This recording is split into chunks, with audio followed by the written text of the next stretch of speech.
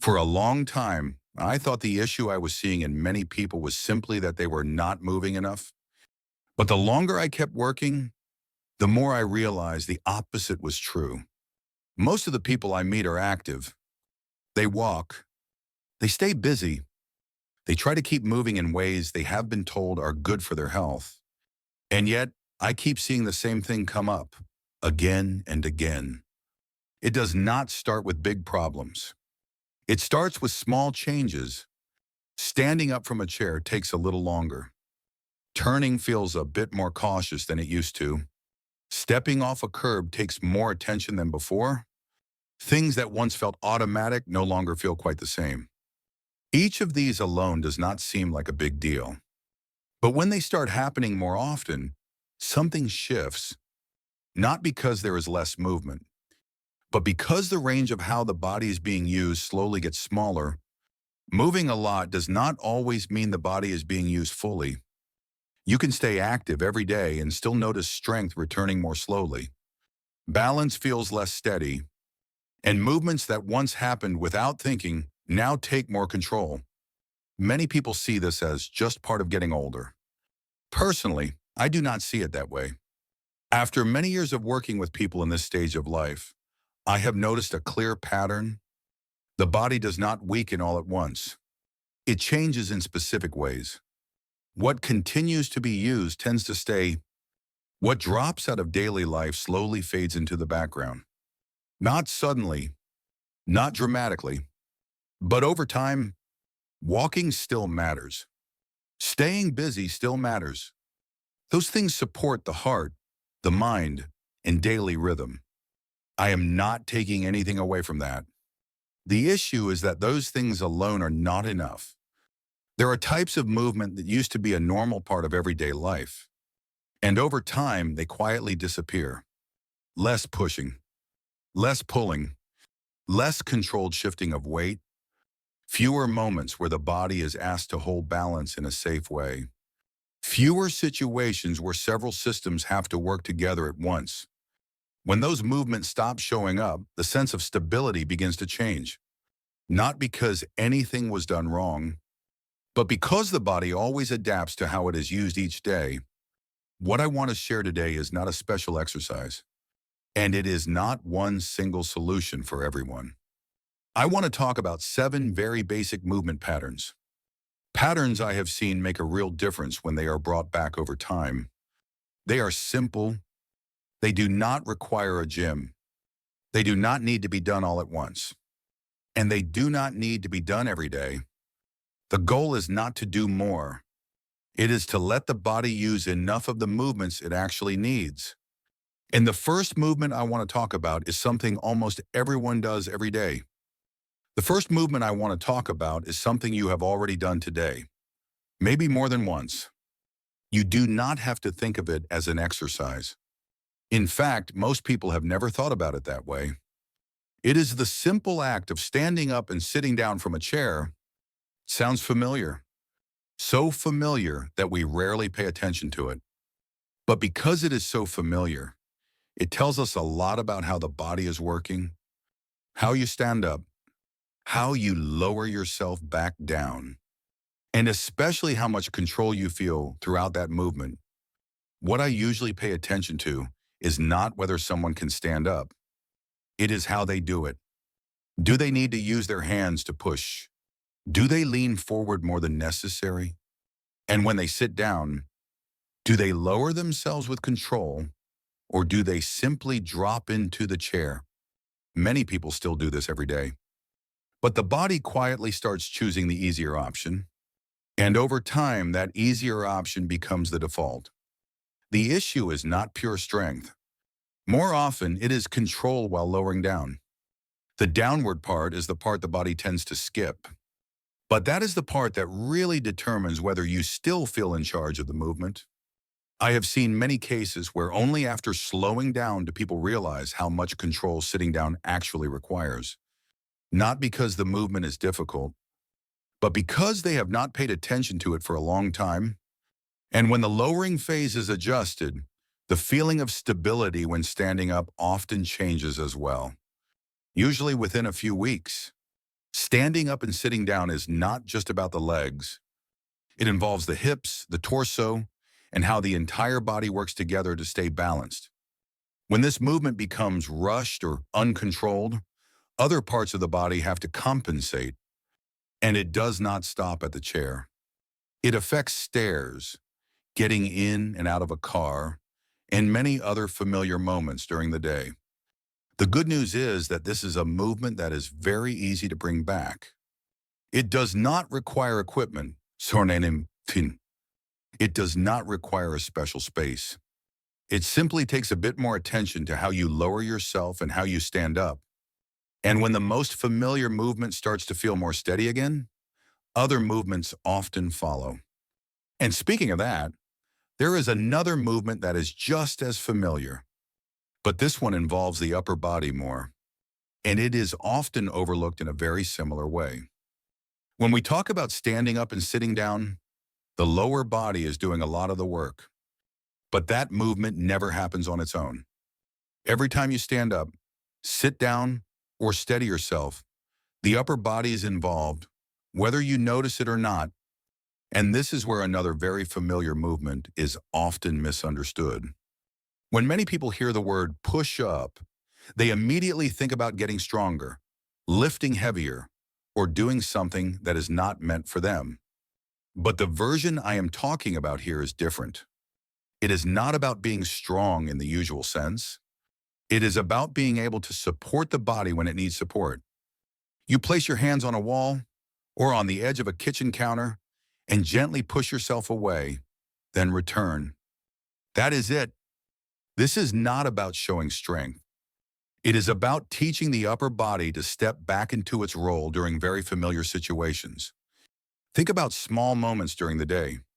A slight loss of balance when you turn, needing to steady yourself when you bend down, or simply using your hands to help yourself stand upright.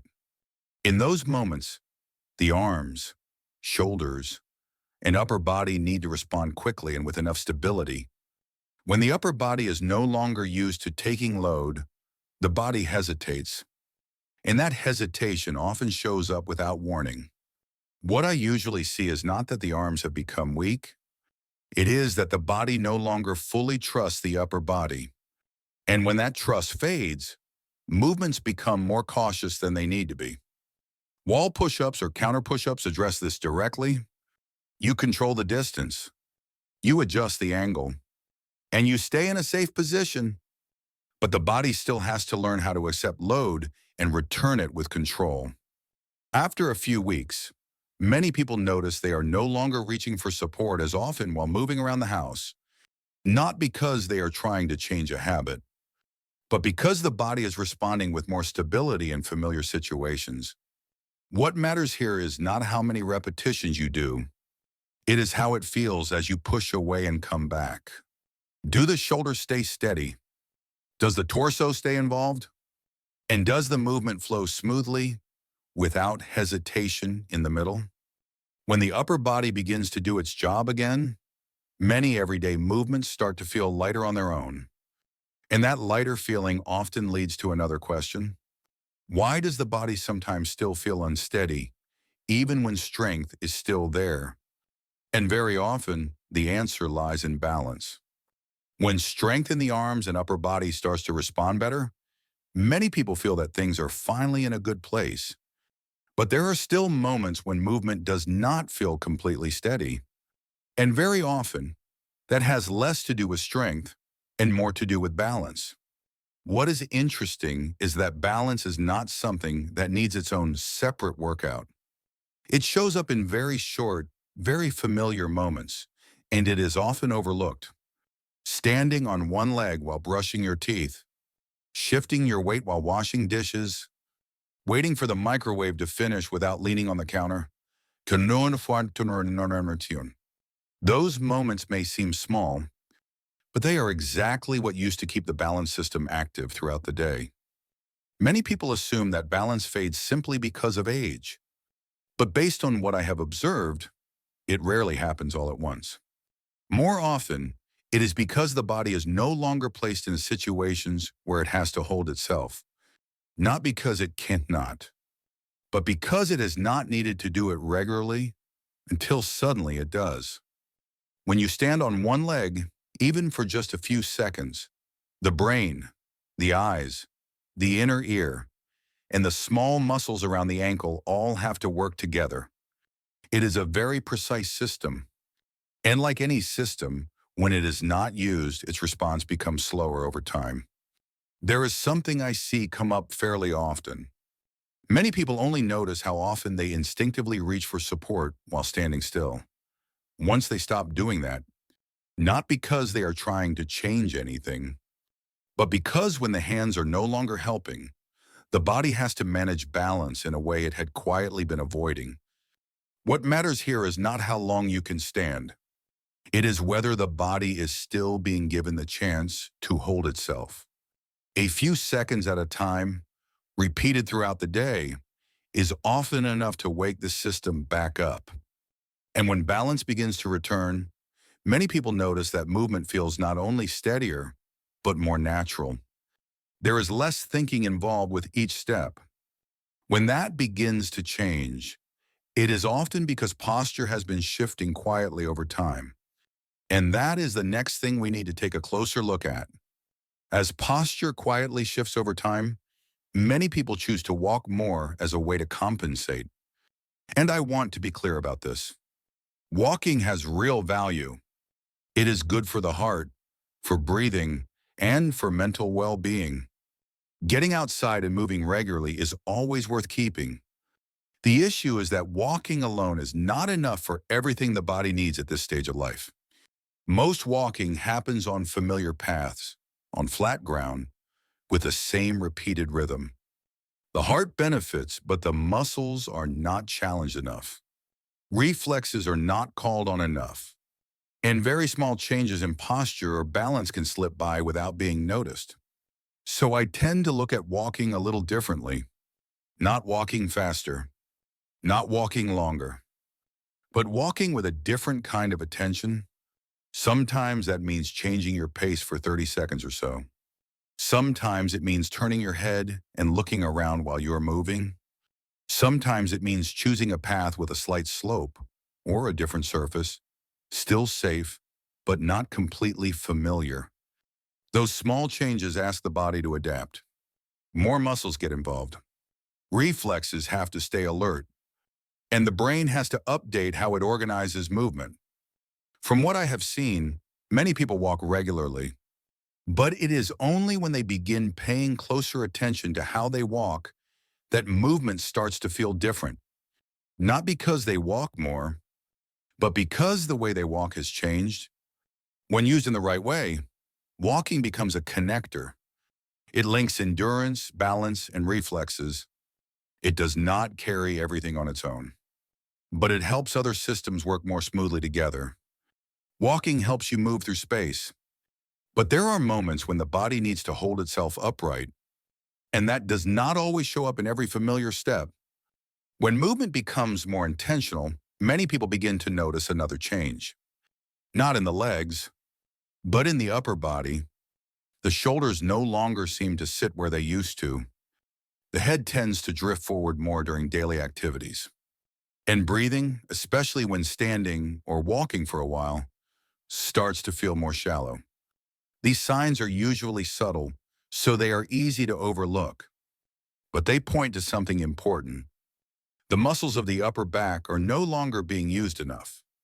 These muscles do not create big, obvious movements. They do quieter work.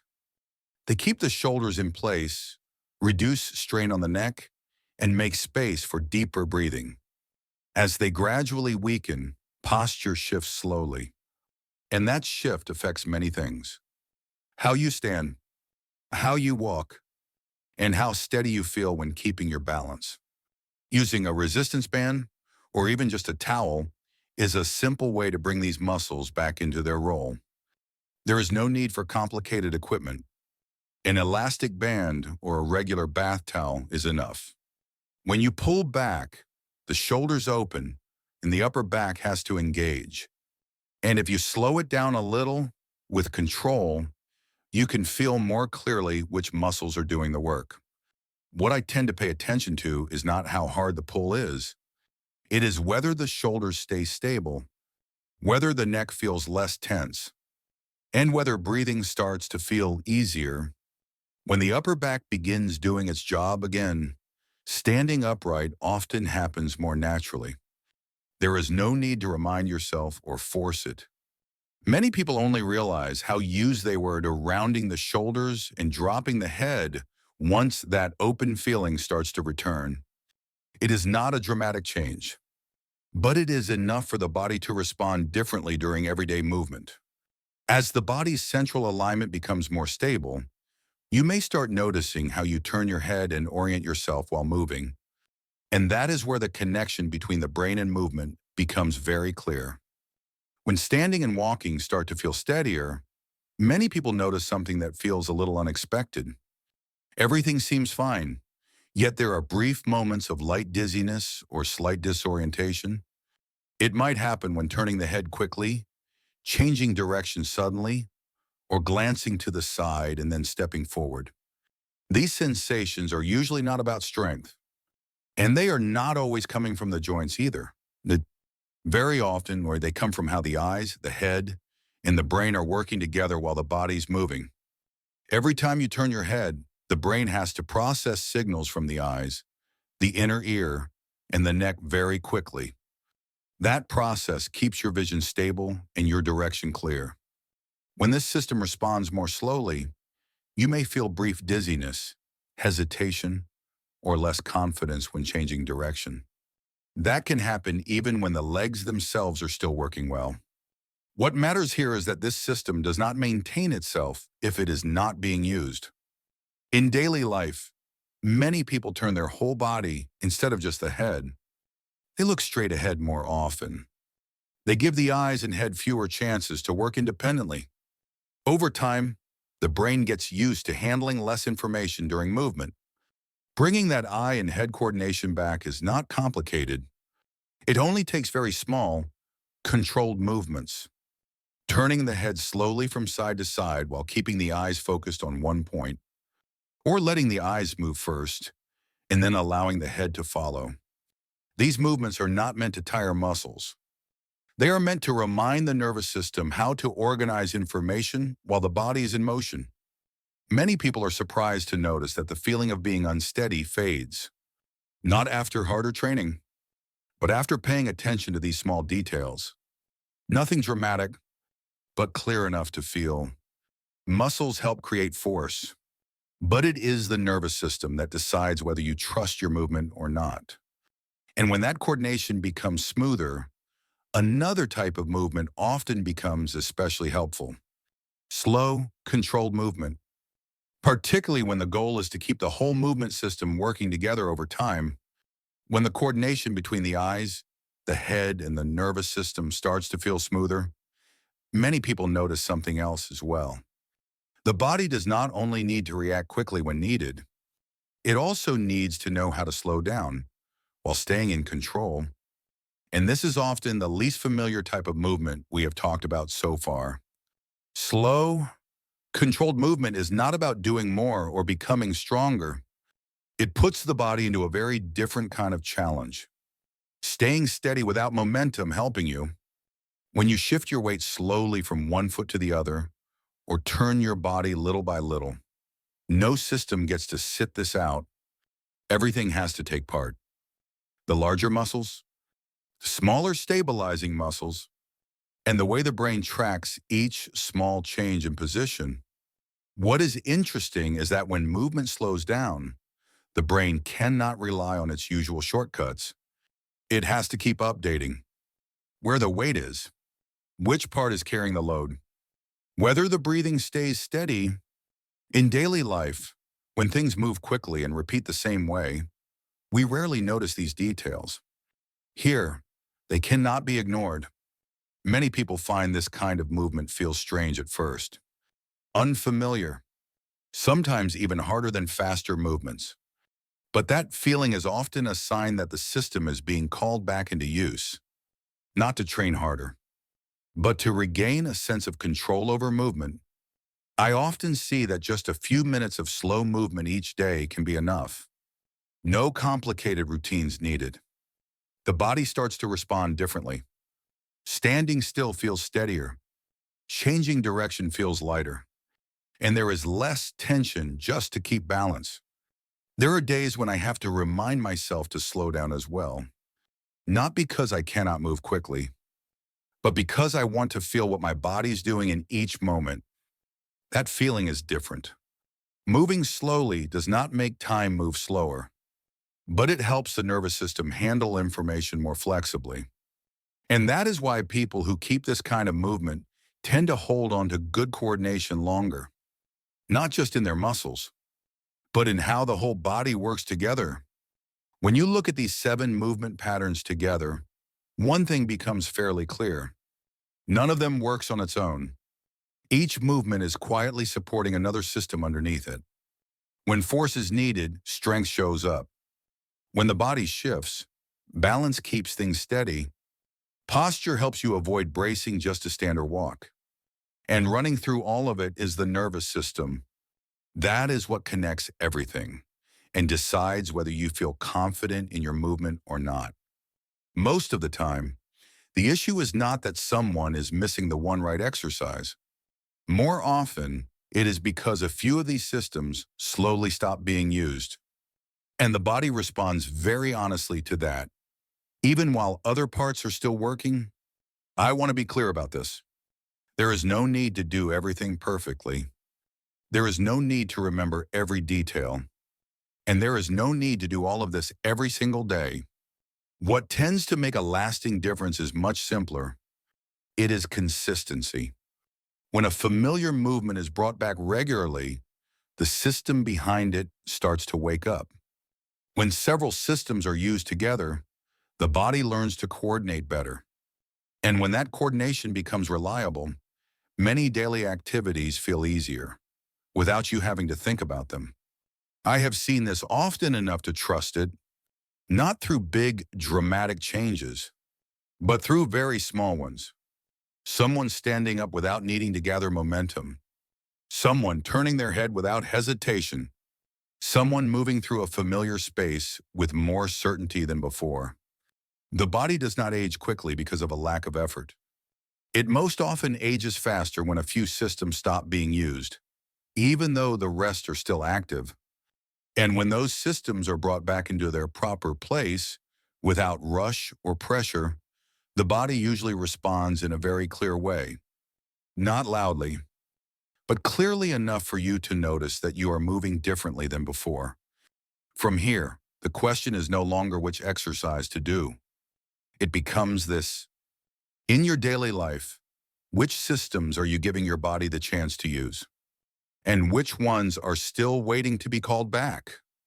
When I think about movement at this stage of life, I tend to keep it very simple. The goal is not to get back to some version of yourself from the past. And it is not about chasing an ideal image of how things are supposed to look. What matters much more is keeping a sense of control in the small things each day. Standing up when you need to, turning without hesitation, moving through familiar spaces with a sense that you know how your body will respond. Those things do not come from finding the one perfect exercise. They come from very basic movements, done with some care and repeated long enough for the body to remember them. I have seen too many people try to do too much and then give up because it becomes hard to keep up. The changes that last tend to come from much quieter places. A few minutes a day, a bit more attention to how you move, and the patience to let the body adapt at its own pace. There will be days when everything feels smoother, and there will be days when it does not. That is completely normal. The body does not respond in a straight line, but it responds very honestly to what is done consistently. If there is one thing I would want you to take away from this, it is this: simple movements, done the right way, and repeated over time, are what create lasting change. There is no need to rush. There is no need for pressure. Just give your body the chance to do what it already knows how to do, and let it do those things a little more often. From there, many other things tend to settle into place on their own.